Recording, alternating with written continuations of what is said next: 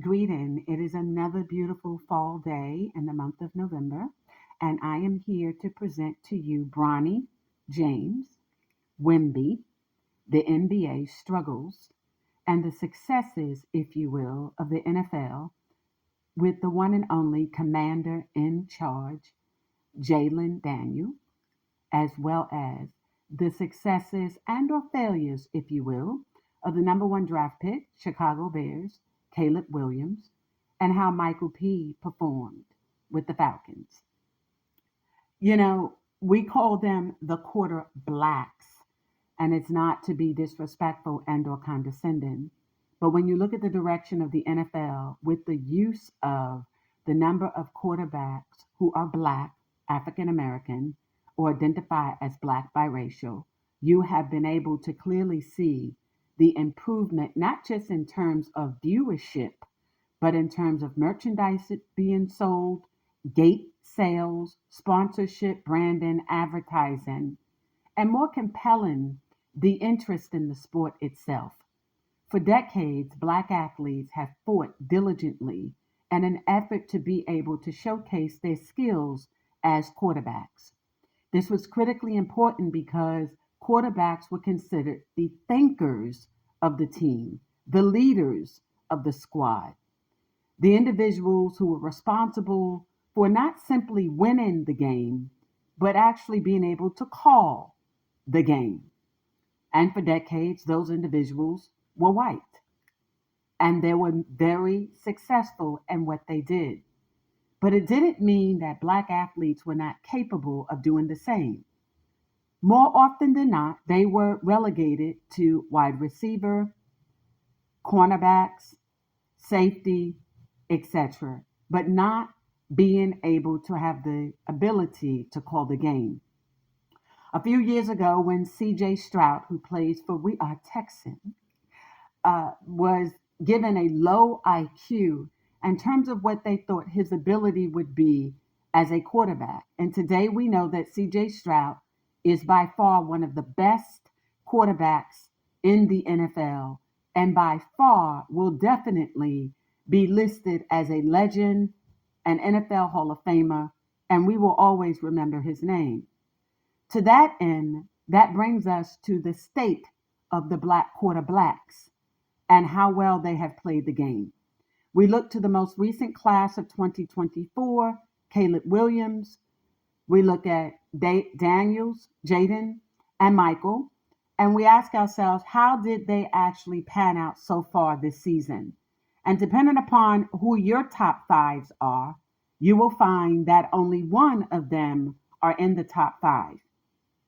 The Detroit Lions are in my top five, Baltimore Ravens, Kansas City Chiefs, Washington Commanders, and Buffalo Bills. You all know that I'm a native New Yorker, and so true fans, if you will, and I'm also a fanakin. And so, true fans, if you will, we're always going to resort to recognizing our home teams. Like it, love it, or not, they do not have an African American quarterback, but nevertheless, it's Buffalo, it's home, it's Western New York. I'm more of a giant Jet fan, those in the city limits, but if it's New York, we're there. And so the top five are Buffalo Bills. But notwithstanding, when you look at the top five overall, three out of the top five have African American and or black quarterbacks.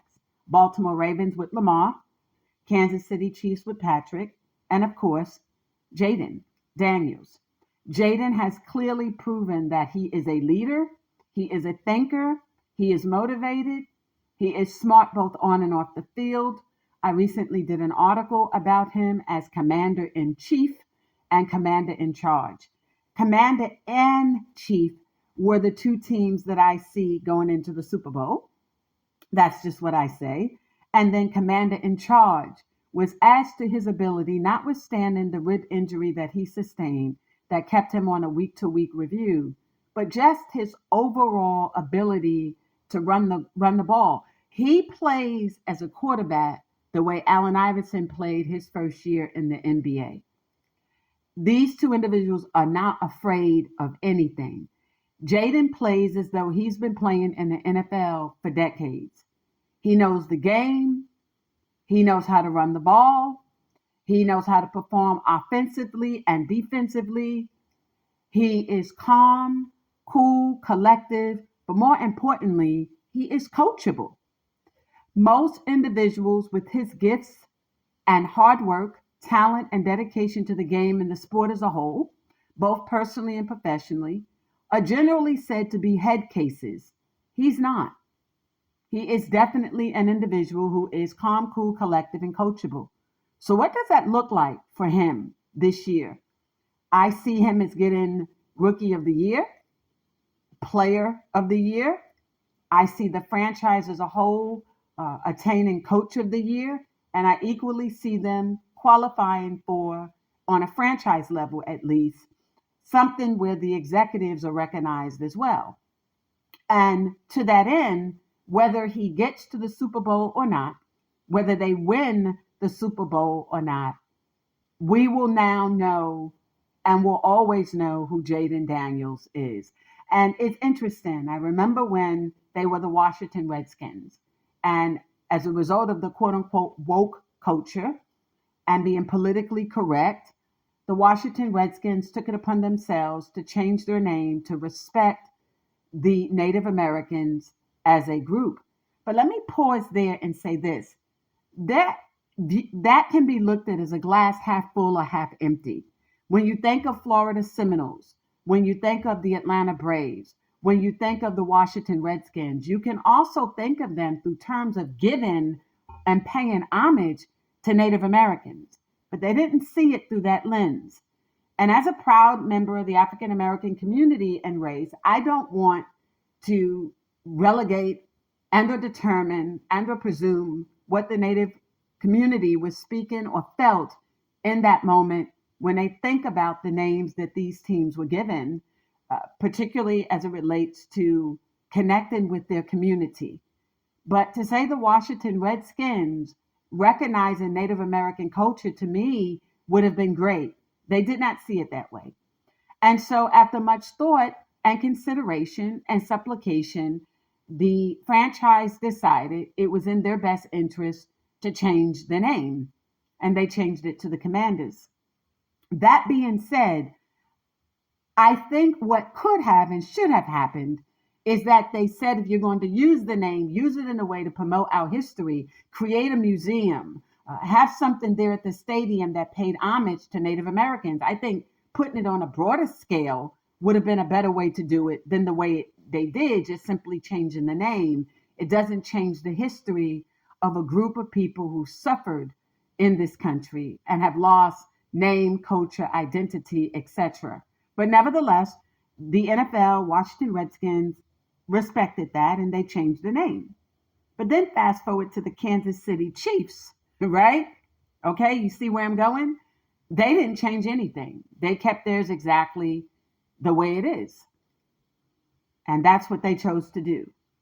And that being said, the commander in charge now, ideally in Washington, is generally a name given to your president. And in this regard, it would be POTTUS, POTUS 47, Donald Trump. But when you look at it through the lens of football, it is by no doubt Jayden Daniels. So that's who I recognize. But let's talk about the top three who came in this class.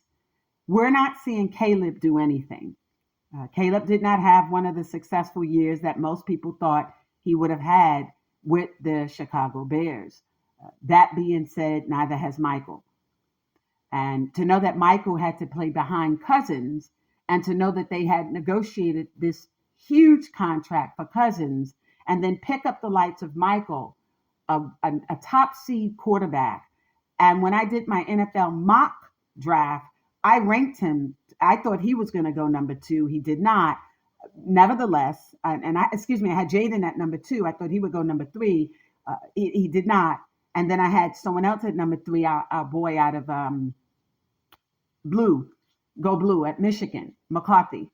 And so, nevertheless, he ended up coming out, I think it's 8 or 12, if I stand to be corrected, for where the Atlanta Falcons placed. And here he grabs that, he plays for that, and they're not doing much of anything. I don't know how, I want to be respectful with this. I don't know. Arthur Blank has a way of doing business that's different.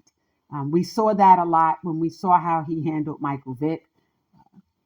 Both the Michael Vick that they subject to me unconscionably to a prison sentence for dogs, and then made this man pay almost $1 million in fines to a private organization like Peter, and then you incarcerate him in a cage as though he were a dog. But then we look at how God blessed Michael to come out, go back, play for the Philadelphia Eagles, and do well in his career, and then go on to commentating, and recently even producing his own documentary regarding the process of being a quarterback in the NFL. If you haven't seen it, stream it. It's worth the watch. That being said, why why Blanks decided to get Michael and then basically have him like a reserve as a quarterback of his stature to me is I want to be careful because I'm in Atlanta this week. You know, when I'm in Atlanta, I got to be Atlanta, right? Not at all.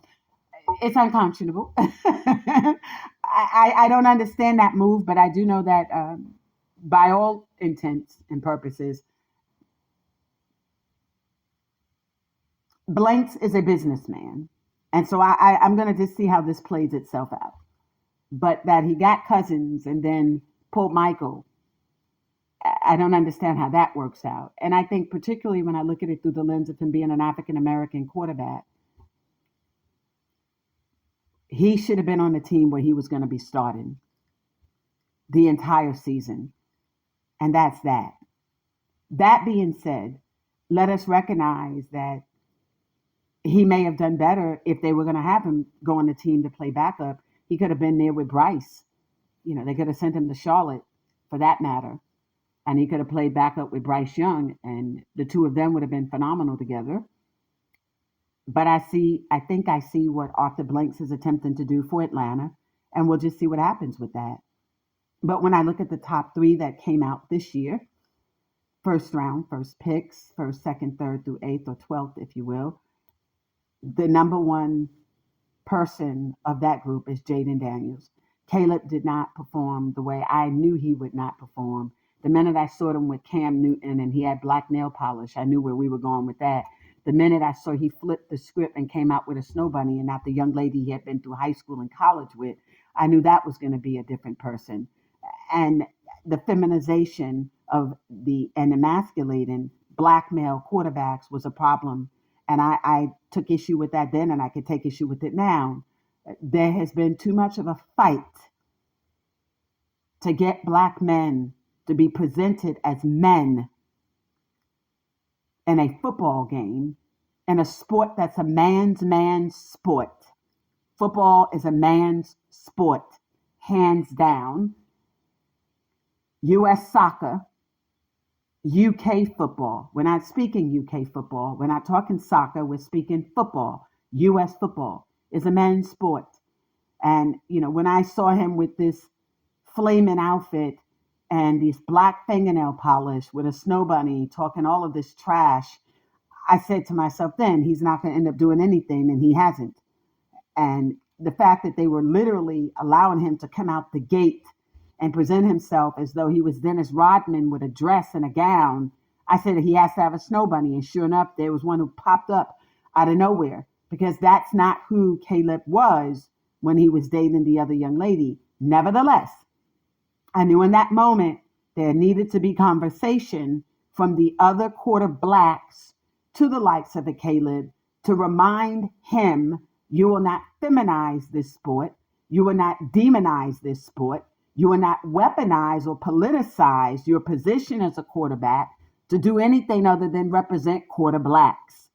And I am staunch in that space. And it is what it is. And that being said, when I saw how he presented himself for draft night, I knew then that he was not going to perform on any level worth watching, and he hasn't. That being said, looking beyond the NFL, I wanted to look at something different. I want to compare what is happening in the NFL to what is happening with the NBA. We have noticed over the last few years, the NFL has exploded, not simply as a result of what Colin Kilpatrick did, because I don't think he stood for anything in the end. And that's what I say.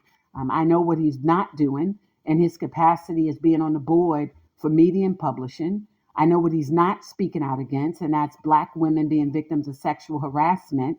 I know my own experience at Medium, and I'm going to leave it at that. And I know what he didn't stand up and do. I know what he has done in his relationships with Black women and biracial women who also identify with the Black culture, respectfully, and what his smash and dash record has looked like. No, I have not been subject to that, thank God.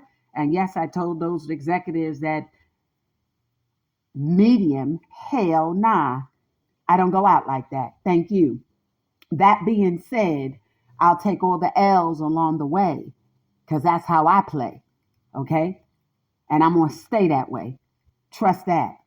So, that being said, I look at the transformation of the NFL and what they have been attempting to do in this space of recognizing, appreciating, and valuing Black culture and how it has eventually paid off for them, not just simply with the Black quarterbacks, but in terms of their marketing, their advertising, their promotion, because those are three different things, in terms of their connectability, in terms of their community outreach, in terms of what they're doing even with their white brethren in this space, and trying to get them to come on board with full understanding, connecting the dots, if you will, and how that is not just financially benefiting the NFL, but what it's also doing on a bigger picture with women in sports. I don't know if many of you are aware, if you look at the data, that the NFL has clubs that are now available for women who enjoy football.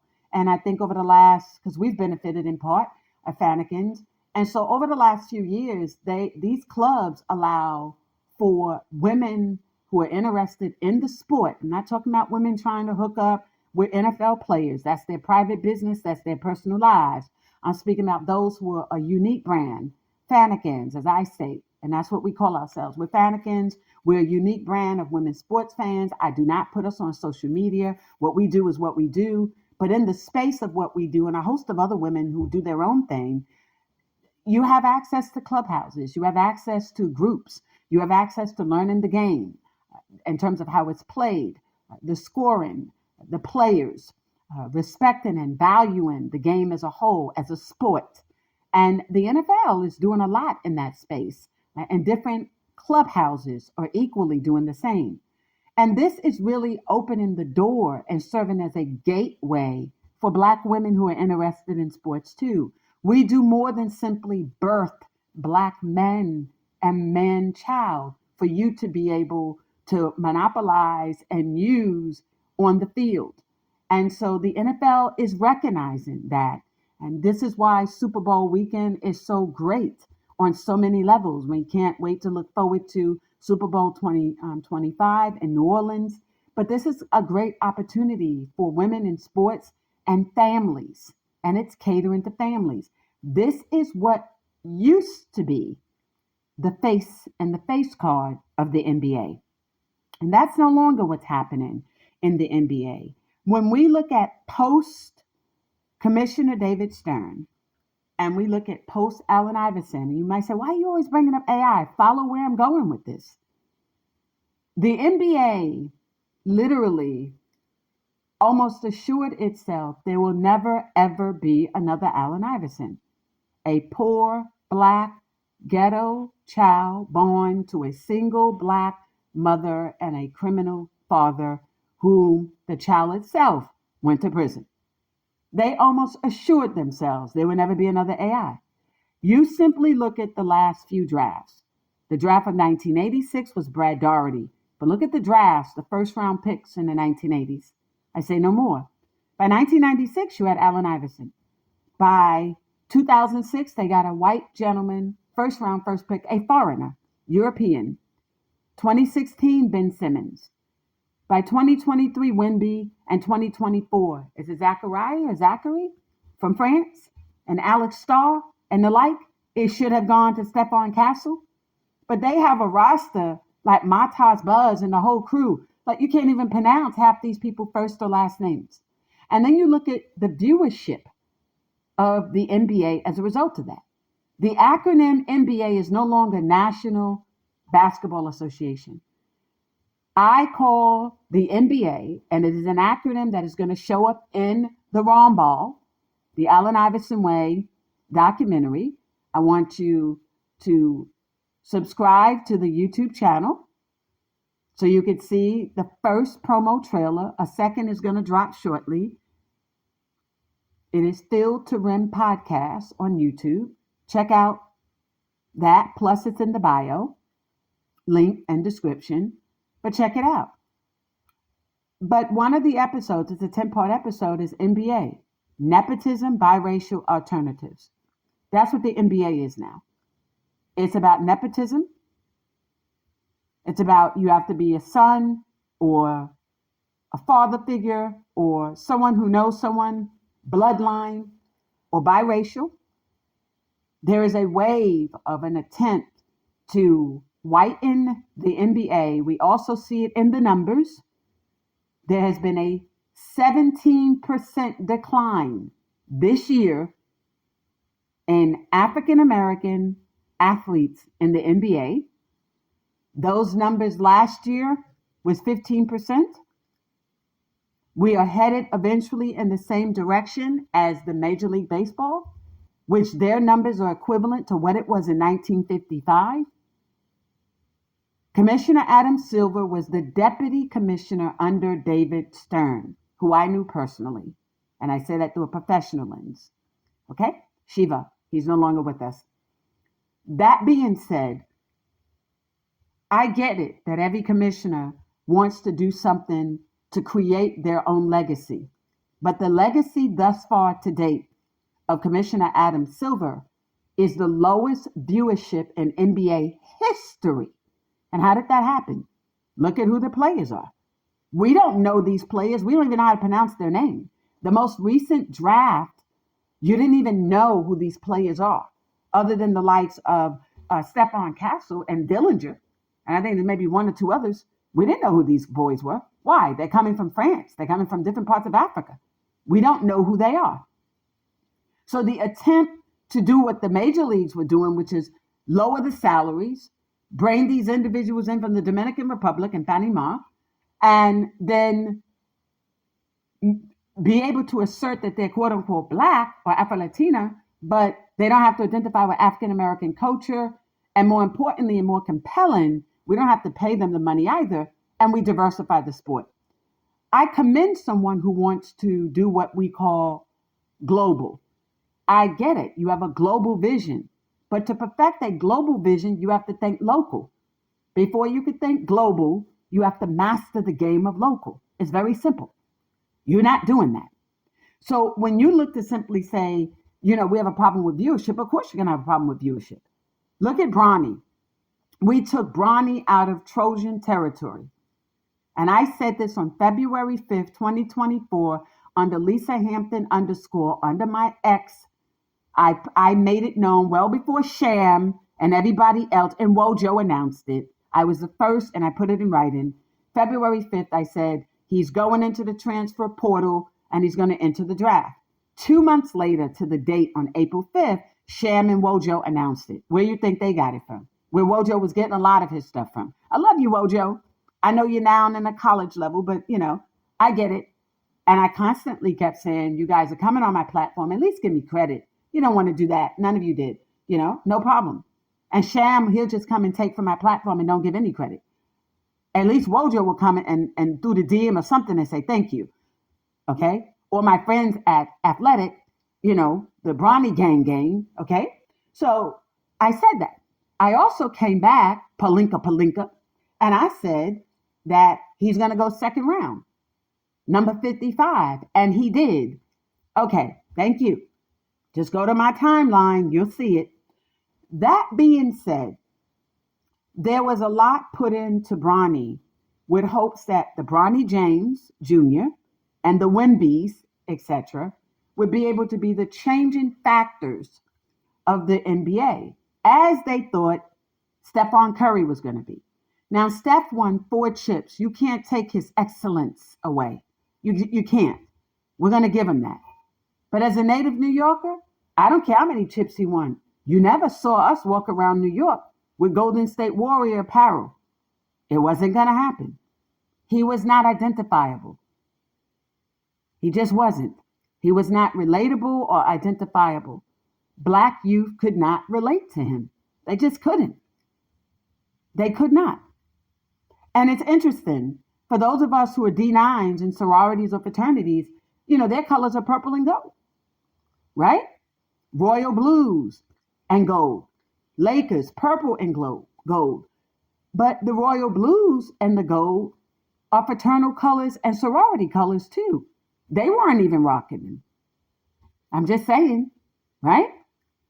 So the point that I'm making in this statement, whether you're purple and gold, royal blue and gold, usually what tends to happen, either the gangs, Crips, Bloods, GD4s, I'm just being real about it. Bloods, they're going to rock your colors. Sloan, P's, they're going to rock your colors. Disciples, they're going to rock your colors. GD4s against the disciples. Crips, Bloods, they're going to rock your colors, whether it's Tar Heel Blues, whether it's, the Chicago Bulls colors, whether it's the Atlanta Hawks, they are going to wear your colors. So either the streets are going to wear them, or your D9s are going to wear them, or your fan base at large.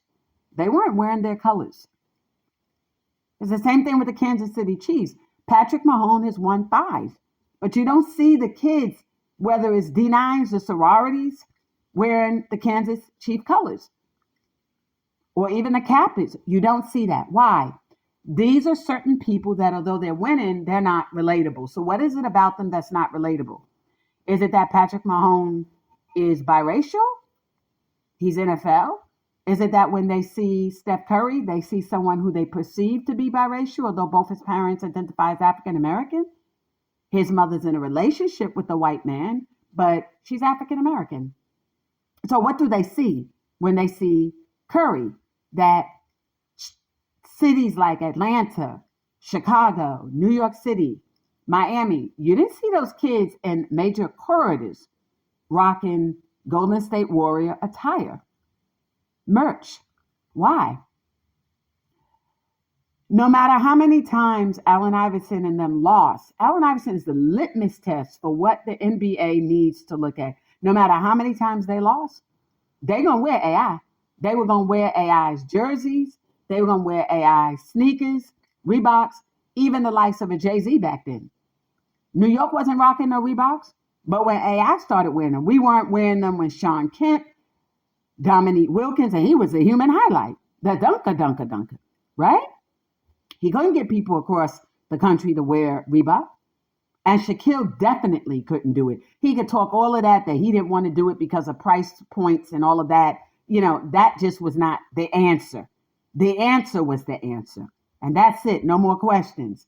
Bottom line, marketability. And the NBA right now is suffering from marketability. That no matter how many people you bring in, it's not going to happen.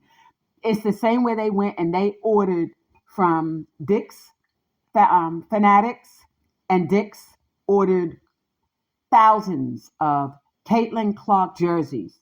You didn't see kids in New York and Atlanta and all of that wearing that. I know in Atlanta, when she came to play against the Dream, they gave out free jerseys, FREE. People weren't buying her jerseys. They just wasn't going to walk around with Indiana fever for the WNBA. They weren't going to do it. So what seems to be the problem? I just gave it to you. The NBA, nepotism, biracial, and alternatives. Nepotism, that they're looking for people to work for what they did. Now, we're going to give Curry his due. He's Dale's son, but Curry worked to become one of the best to play the game. And I say that loosely. Did he win the chips? He did. Does he have the marketability? He does not. Is he a fan favorite? He is not. And there's 2 levels of fan favorites. There's the ones that can actually vote for NBA All-Star. Yes, he's going to win that. He did win that. But then it's the fan favorites that come from the streets. Black culture. That is what the NFL is capitalizing on now. They are capitalizing on Black culture, which is what worked for Allen Iverson in the NBA and the likes of a Michael Jordan in the NBA. Black culture. That's what sold. The same thing for Tiger Woods with golf. Black culture. Until he said, I don't identify as Black, I'm Cabo Asian. But ask baby boy what he's doing now. He's on all the HBCU campuses teaching them golf. He get it. Black culture. It sells. It's almost $1 trillion per year business. Our consumerism is off the wall. We need to learn to be better consumers, more like producers than consumers. But in the consumer realm, we'll buy. And that's what they do. And we're creators, content creators. People appropriate and misappropriate what we create, and they claim it as their own. But nevertheless, Black culture is almost $1 trillion per year industry. And everyone knows how to tap into it except for us. And everyone knows how to profit from it except for us. To that end, when you look at what has happened with the NBA, through the ranks of nepotism, biracial, then you have alternative. You know, I think for some people, you want to see them wear pink. People weren't happy to see LeBron James in a pink skirt and a pocketbook. We do not need you to feminize our Black men. We don't need that. Westbrook and these long dresses, Scotty Barnes and Jaylen Green with earrings and pearls and open shirts and platforms. That's not fashion. It is the emasculating of Black men. It's the feminization of Black men. And you're not going to get Black women particularly to let our sons sit in front of television and watch it. So when you're questioning viewership, by far, whites have had access to gate sales, ticket sales. But in terms of viewership, it was Blacks who were sitting in front of these televisions. It was Blacks who became that fan base. It was different from season ticket holders. And Black women and Black families know how to respond. Not simply how you've mistreated WNBA players and Black women in sports, but in terms of what's happening with Black men in sports. And we're not about to allow anyone to suggest to our youth that this is acceptable behavior. For the most part, they're not. So viewership is down. But viewership is also down because you decided to go to the NBA app. How'd that work out for you? And then you wanted to do cable only. How'd that work out for you? When the American Connectivities Plan took millions of dollars to ensure that all Americans would have equal access to television, internet, cable, and telephone. But Congress did not fund it. And they did not reauthorize funding. So I know that you negotiated a $76 billion deal, right? With a media package. And that includes, but is not limited to, Disney's ESPN, as well as Amazon and NBC. But that in and of itself is not going to just draw back your viewers. It's going to help, but it's not going to guarantee it. Not until you do something about NBA being nepotism, biracial, and alternatives. We want to see men playing basketball. Not men in skirts, not men wearing pink. We don't want to see that. Not with clutch pocketbooks. We don't want to see that. We don't. And we're not going to let our boys sit and watch it. We're not. I'm trying to help you. I've been saying this for almost 2 to 3 years, and I know that somebody's listening because you renegotiated your media package. And I know Adam is online, and I know that Adam trolls. Yes, you do. Thank you. Okay? And I know when it's you. That being said, that's what we look at when we think of the NBA. That there's been this push to whiten the league and bring in biracial youth from France, different parts of Africa, and around the globe. How did that work out for you? You went from promoting the likes of a Curry to then the Joker And that was one of the lowest watching NBA finals. And then you bring in the Mavs with Luka. How'd that work out for you guys this season? It did not. You're going to have to give America what America deserves. We want to be able to see our youth who go through K through 12, who play street ball, blacktop ball, schoolyard ball, college ball, build fan bases, and don't come out within 6 months and play 25 games like Bronny did. Now, everybody's been saying you didn't do a show on Bronny. That's not true. I've done 3 shows on Bronny. My 4th episode this year was done on Bronny and his dad. And then I did one where LeBron stated that Stephon Curry and Allen Iverson were the influencers. And I said, no, you got to put Kobe in there. And yes, if you add Kobe, you got to add Shaquille. You cannot take that dynasty from neither one of them. I did that show. And then I did one on the heart matters and matters of the heart. And it was the combine, which I did not think Bronny should have been one of the 78 in the combine. I think they screwed Bronny's career up completely. But there's a bigger picture. The bigger picture was allowing for him to be able to play with his dad. They did that. But what would have happened if they had been a little more patient and instead of letting this young man go into the G League, what would have happened if they were patient enough to let him put in at least 2 years with Trojan and develop his game there and develop a fan base and a respectable fan base that would respect his game, not the fact that he was one who was a benefactor of nepotism. How's that going to work out for him? Name me one player that's been in G League that came back to win chips and do what his dad did. Right? You know, it's like that hip hop song, you know, he started from the bottom, now we're here. You know? But he's now at the bottom of the bottom. He's in G League. The son of the king is in G League to be developed. He could have did the development in college. Y'all could have transferred him to Maryland if that's what you wanted. But what would have just happened if you just let him stay in California and develop his game there? That would have been his legacy. Not his father's legacy. But you all thought if he came and it did father and son, ratings were going to shoot through the sky. It did not happen. In fact, the WNBA numbers were better than the NBA's numbers. But let me tell you the biggest secret nobody wants to talk about. Week 6, June 2024, week 6, 2.1 million people tuned in. The highest number for the NBA or the WNBA. But guess who had those numbers? Angel Reese had those numbers. Angel Reese against Indiana Fever. The Sky and Fever game, week 6 in June, 2.1 million. Now, everybody kept saying Caitlin was bringing in the numbers. Was she? Because when Reese played, it was 2.1 million.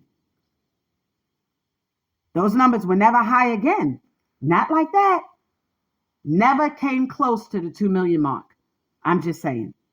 So, when I compare the success of the NFL and where they're going and how they are now benefiting from Black culture to what's happening in the NBA, there's a lot that you all can learn from that too. And it's not trying to take the likes of a Trey Man and make him dress up like Halloween, like he's been through Allen Iverson's 1990s trunk. That is definitely not. It's embarrassing to see this young boy try and walk around like he's AI. There is more to Allen Iverson's legacy than dressing with a headband, an arm sleeve, a throwback, and an afro. That is not what made Allen Iverson who he was, Trey. What made Allen Iverson who he was originality. That he did something at a time 30 years ago that no one else was doing in the league. So you come in, a duplicator, not an originator. A duplicator, not an originator. And you are a sixth man, a reserve. Come on. Don't embarrass yourself. Just focus on your game. And while I'm on that point, no, New York Knicks, don't try and give up. We're not going to give up Cameron, Tyler, or Matt for Trey Man And we're not giving up even a second round pick in 2025. Are y'all crazy? Heck no. He's a Floridian. He doesn't fit into the New York culture. He doesn't play the offense or the defense like New York needs. He has nothing else he can bring to us. And I imagine he has some type of machine that is really trying so many angles to help the NBA get the likes of an Allen Iverson. You know how you get that? Hire Allen Iverson and make him not an ambassador. Put Allen Iverson over player development for the NBA. Give him a consultant job. And let the league and the world know he has it. Not like what Reebok has done, where they trying to take advantage of AI's name and reputation and image and likeness, authentic brand. And they should have paid him $50 million for his name, image, and likeness, because he brought them billions. And that little $100 million they gave him, even stretched out over a trust, is nothing compared to what Allen Iverson brought to that failing company that was a women's only brand when he came in. Okay? 50 million is the minimum that he should have negotiated for. And I still think he needs to go back and hire the likes of a David Fogg, who can go and negotiate a better deal for him with authentic brand, for them to use him now. Because they done took a guy who built that house and made him an employee, a vice president. That's a different conversation for the wrong ball, the Allen Iverson way. Hit the link in the bio and watch that trailer and watch for the second one. And then the original official one will drop. In the meantime, and in between time, I think I gave you enough time. Your viewership is not down because of 3-point shooting or defense or none of that. It's down for the reasons I just articulated. You have no fan base, no K through 12, no collegiate following. You don't have anyone from the communities, Black culture, who support in the NBA at this time. And you have a big issue with nepotism, biracial, and alternative. Deal with that and you'll start seeing the successes of the NFL. Thank you for joining me. This is Lisa Hampton. Love is officially over. Nah, love is selflessly authentic, having all money, power, talent, and opportunities now. And we out.